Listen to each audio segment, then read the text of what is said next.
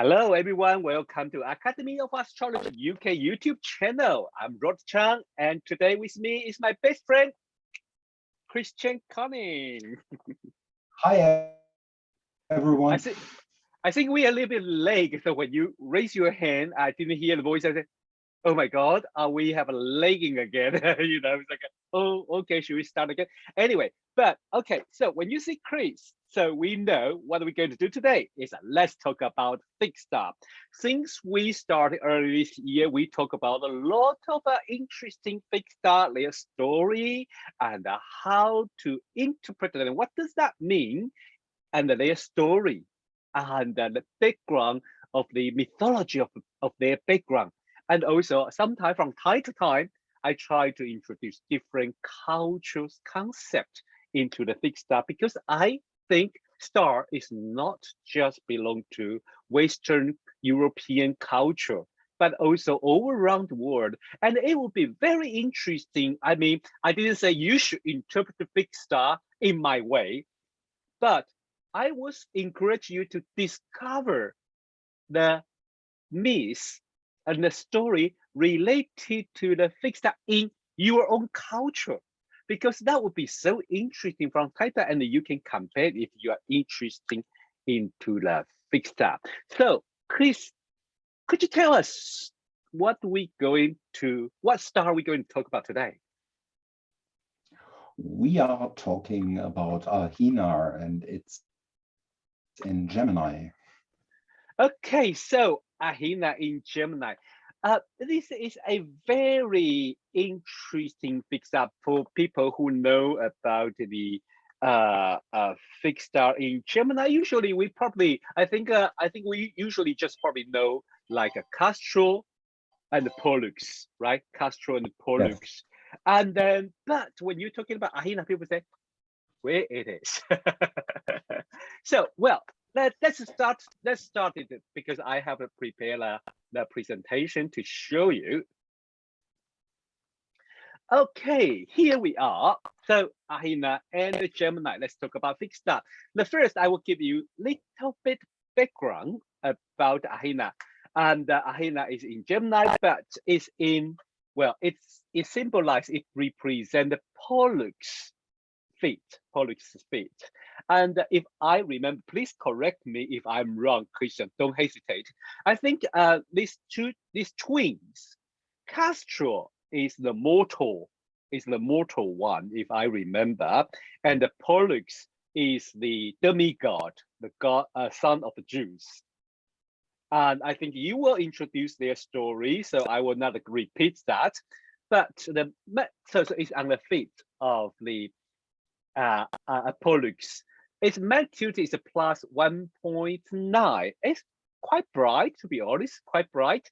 And for astrologer, for your information, if we project into the ecliptic, it's not far. So it's on the 9-degree Cancer 25 today, but in back to year 2000 is a 9-degree 23. If back to 1980s is 8-degree 49. 8-degree 49. And well, I'd like to introduce a little background around this area. To be honest, first, this area is the part of a Milky Way. Part of Milky Way is to go through the Milky Way, come from the, if you say one side is start from between Scorpio constellation and the Sagittarius constellation, and going up through the Aquila and the Cygnus, and then coming down, pass through the Cassiopeia, and then around the Auriga, Gemini, and Monaco. This area, I think I noticed this because it's also when I prepare its Chinese background, and I noticed Chinese astrologer, ancient Chinese astrologer, call this area river area, water area too. So it would be very interesting to compare the different culture. And well, I think let's talk about a little bit about their traditional I don't want to say traditional view, but yeah, let's say the most easy way to say is a traditional view. Ptolemy think about Ahina as a nature of a Mercury and a Venus. But Vivian Robson mentioned about that is related to art, but also usually cause some problem with the feet. What a surprise, you have a star on the constellation of a Pollux feet, so it represented your feet going to get hurt. I think it's also related to mythology, but Elizabeth, everything's talking about the Ahina supposed to have a Venus nature with Jupiterian influence, slightly different from Ptolemy, but it's okay. And well, it's like it confers a spiritual orientation. It's quite interesting, quite different. It's different, but some people talk about art, some people talk about a spiritual orientation and also artistic inclination. I think it's very interesting. This star has that power. I don't know, should I say yes or no? Because if I use the traditional interpretation way, this star is aligned with my ascendant. I don't want to annoy Chris, say conjunction. No, me neither. I don't like that word, but it's okay, this one. Okay, but it's aligned. So spiritual or artistic, I think, yeah, it for me, it sounds like, well, I'm really into astrology. Slowly, gradually, they will lead me into a little bit of spiritual awareness. Although I'm usually joking, say spiritual, really for me, but also artistic. Also, I'm not good with painting, but I really love music. I really love taking the astrophotography. So maybe this another area. Well, before I hand it to Christian, I will talk about how the Marcus Manilius talking about Gemini. Well, especially because this translation is so old, so it's the English is so beautiful, but there's a challenge for us to read. But I summarize it. It's like talking about Max Manilius think about the Gemini as influence is like first is talking about their voice and the music and how they enjoy the life. It's quite interesting. And talking about like they are Peter Pan, they're forever young. Interesting, this is very interesting because he's keep mentioning about the they kind of have like a very forever young spirit, and they are very pleasant pleasure, and they don't like war. They just want to enjoy the life. Flower and peace like a hippie. That is very interesting too. And also the last paragraph is talking about that sounds like they are very have like a mind of scientific, they are very curious, they observation and measurement, and have that kind of scientific mind influence. With Manilius' influence, I think it's quite interesting. Today we can still hear people talking about Gemini, about like usually they are very youngish looking, or their mind is very youngish. What do you think, Chris? Yeah, that's really interesting, and I always love the overview you are doing, because putting together all these different authors and see where's the common thread, is there any common thread, and I always enjoy that because I especially focus on Bernadette Brady's research and delineation of the fixed stars, and so I always enjoy this part of our let's talk about fixed star. So I share my screen 1 minute, and okay. Ahina, as Rod said, is in Gemini, of course it is, and it's the third brightest star in the constellation Gemini, not the zodiac sign. We are talking about constellations. And as Rod said, the star is in the foot of the immortal twin Pollux. And in former times, Ahina was also called Al-Maizan, and this term translates as the proudly marching one. However, but according to the Arabic lexicographer Fairuz Zabadi, this term was applied to almost any bright star. Why do I mention this? This is important to know because Bernadette Brady emphasizing this term, I mean the proudly marching one, in her interpretation of Ahina. But actually this designation, according to Fairuz Zabadi, applies to every bright star. But once again, as always, Bernadette is right. The designation may have been applied to any bright star, but especially in the case of Ahina, it makes an incredible amount of sense. Okay, let's go into the Egyptian mythology. The Egyptians believed that the sun god Ra used to touch Earth during the solstices and equinoxes. And while resting on Earth, and so connecting with the material world, he burned his heel as a result. So the physical world was considered impure for a god. And since Gemini was a constellation during these historical early equinoxes, Ahina represented the heel of an immortal who touched the earth and wounded himself in that process. And you find the motive of heel injury in many myths. As some of you might know, you find it in the Orion myth. He's stung in the heel by a scorpion. And of course, Achilles is injured at the heel. And you find it in the fairy tale, Iron John, the hero, is recognized by his injured heel. And I could 25 more examples, but I found this one quite interesting. Even today, newborns are pricked in the heel on the third day after birth, and blood is taken there for the Guthrie test for early detection of diseases. So it's interesting, we also do that. And the heel is quite a special place in the body, obviously. So a divine being is vulnerable at the heel.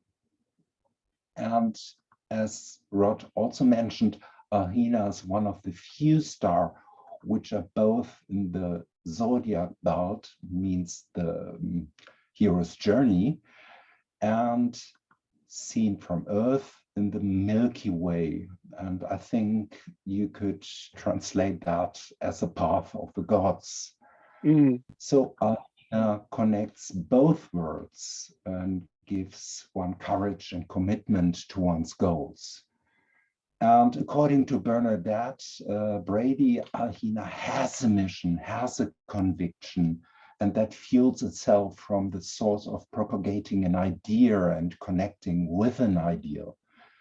And it is Ahina's essence to be connected to something that serves as a guiding principle and direction.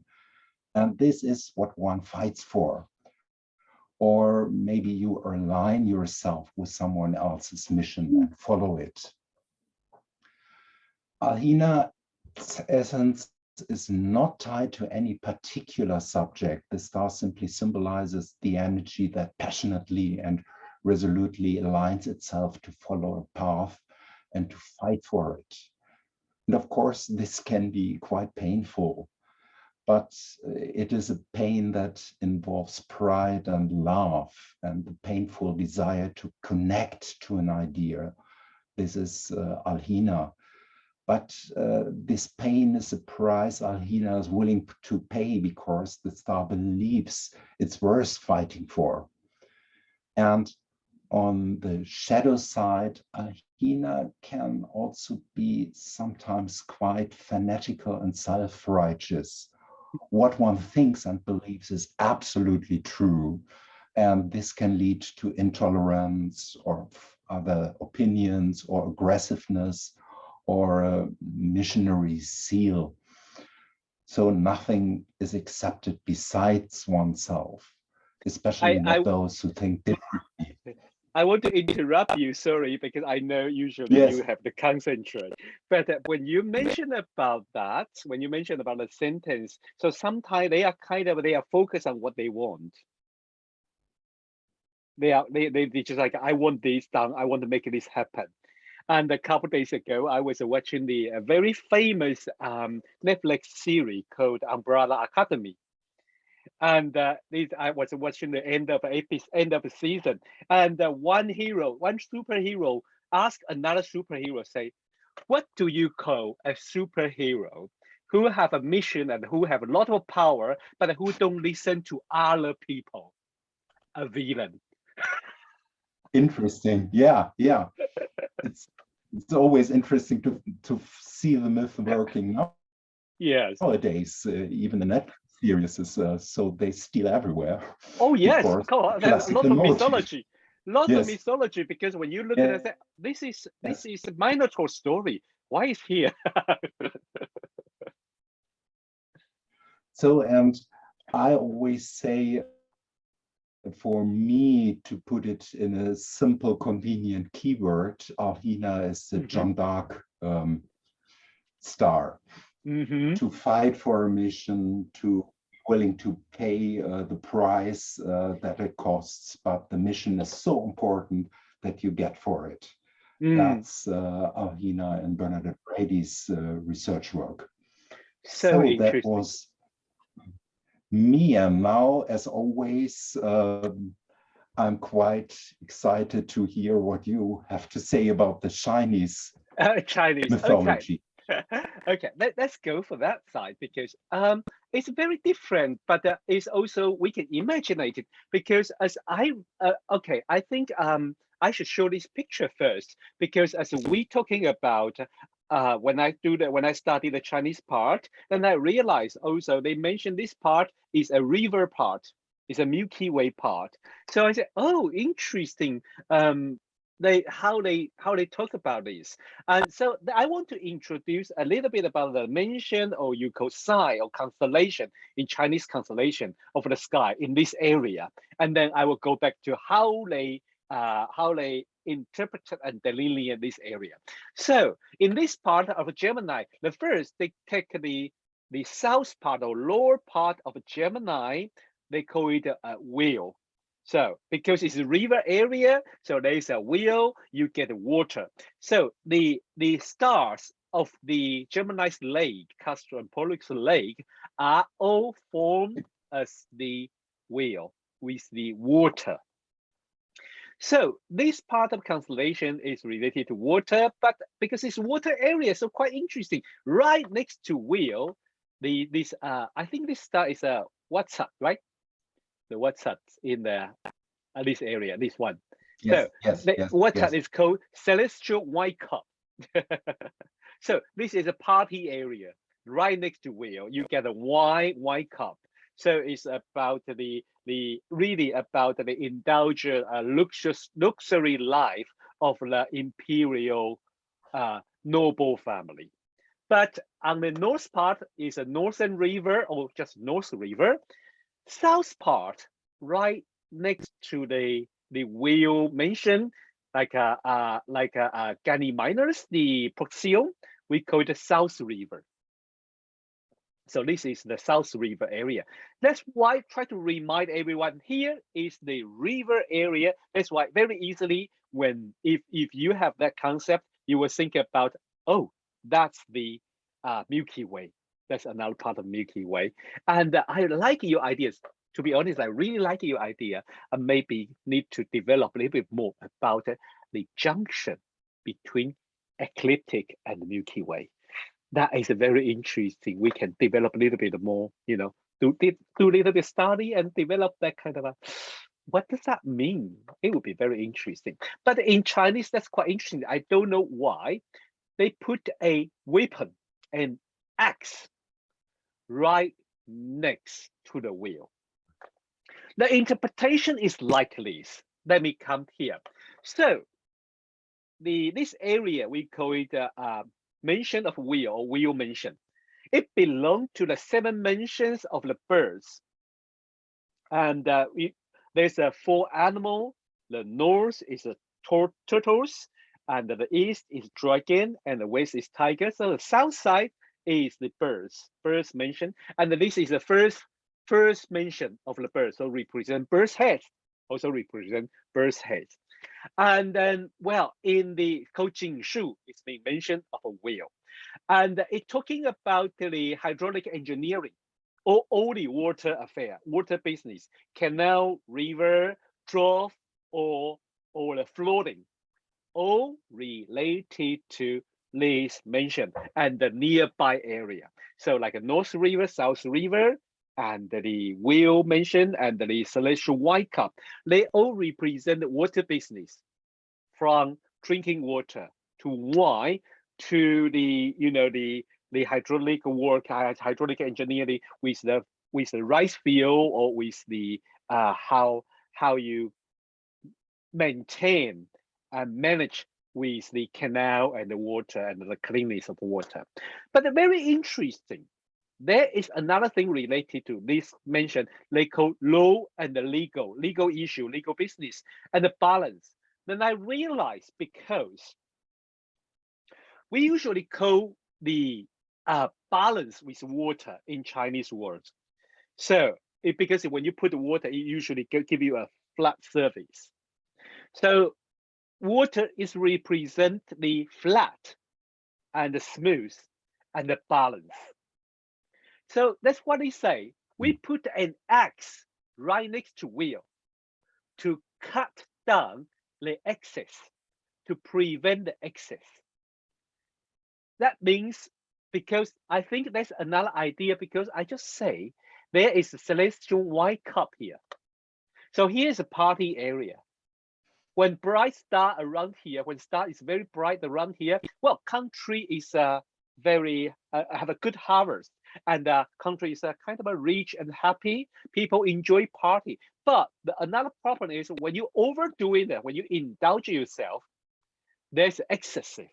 There is kind of people just focus on party, but forget about anything else. So they want to balance it. They put an axis right next to it to cut down the excess. I like this idea. I feel like quite interesting, because I always think about the excess. Another thing is quite interesting, because if you look carefully, this excess is right above Orion. It's right above Orion. Yes. Yeah, it's quite interesting, but I don't know. Are they probably not related together? But I just thinking this is very interesting. Well, this is about the Chinese bit, about the whale mention, about the river area. So nearly every mention here are related to water, hydraulic engineer, and the balance of life. But interesting about the axis. So if this 2 star is bright, that means some people's head going to get cut. So that is also about the legal and judicial, and and a punishment too. So it's a very interesting area. However, I know you like another thing is about astronomy. I love this axis. I really love this axis, because it's so interesting. As I say, here is Milky Way, and here this area from let me say, from Monochrome to Candy Minors to Orion and the lower part of Gemini. This area is a heaven of winter night sky. Heaven of a winter night sky. Here has a lot of beautiful nebula. The one I'm going to show you is one of my favorite. I really love this one. It's right between the Castros Lake, the 2 star between Castro Lake. You can see here. You can see even for the software, they mark a little bit cloudy here, because here we have a lot of nebula, and the beautiful. The one I'm going to show you called Jellyfish Nebula. Oh, wow. Wow. Yeah, this one you can see. I rotated, but you can see a jellyfish head. A jellyfish head, and then we see his the what do we call it? I don't know. But we see his leg thingy. Arms. Yeah, Yeah. first time, to be honest, first time I learned this nebula is between these two stars. I say, I have to take it. I have to take this photo because maybe will help me to do interpretation. I think it's quite interesting. Jellyfish Yeah, area. jellyfish is called jellyfish nebula. It's quite beautiful. It's really beautiful. This one I get close enough. If not, you sometimes you will see a gas stream come out from jellyfish's head too. So it's coming up like that. Well, this is the small photo I'm going to show you today because I think I don't want to show other things, because this nebula is right in the Gemini and also in the lake part, and also they call it a water area, and we got a jellyfish here. Yes. It is so interesting.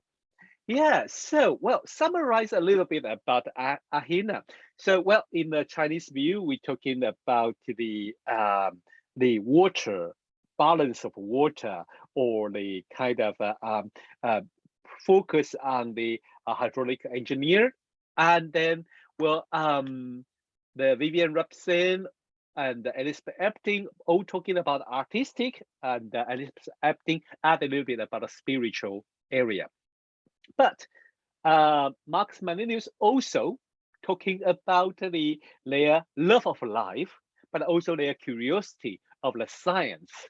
And according Christian and Benedict Bradley talking about the wounded God's feet. the God's feet get wounded, so it's like the a great mission come to the earth, step on earth. And you mentioned, I like the image you give. It's kind of a we say the archetype thing, the gender thing is like that type of is the archetype of the Ahina.